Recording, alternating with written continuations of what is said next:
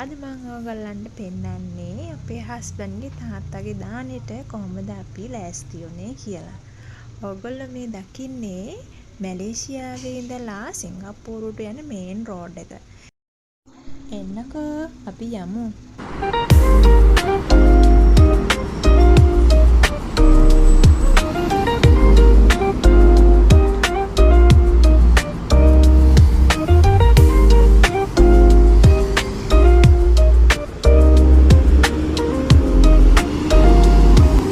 ඔන්න මං දැන් මේ ඉන්නේ මගේ යාළුවා එනකන්. අපේ දාන වැඩ කටයුතු වල 90%ක්ම වැඩ කොටස කරන්න අපට උදව් කරේ මෙන්න මේ යාළුවා. ඉතින් එයා එනකන් තමයි මම මේ ඉන්නේ. පළවෙනි බස් එකේ ආවෙත් නැහැ, දෙවෙනි බස් එකේ ආවෙත් නැහැ. ඒකට හේතුව තමයි එයා පැය එකහමාරක විතර දුර ඉඳලා තමයි එන්නේ. ඉතින් එයාට හම්බෙන බස් එකේ හැම හෝල්ට් එකම නවත්තලා එනකොට චුට්ටක් වෙලා යනවා. ඉතින් ඔන්න බලන්නකෝ.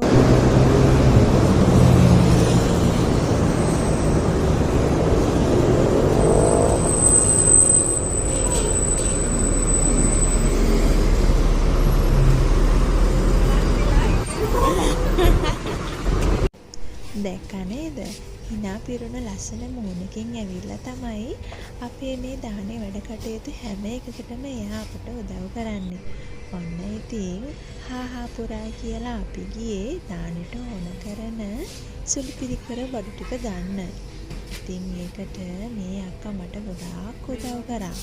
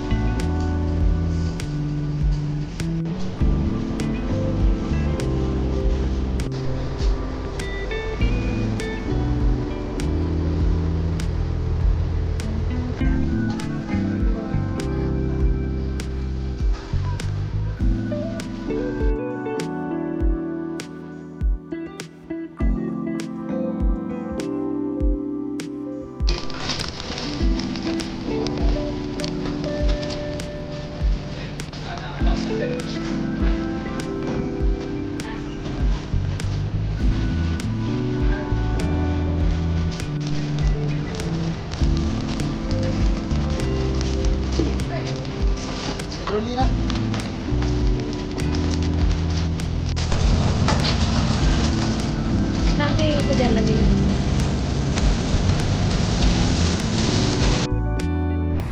බඩු ගන්න මෙහෙම තමයි යන්නේ දානෙට.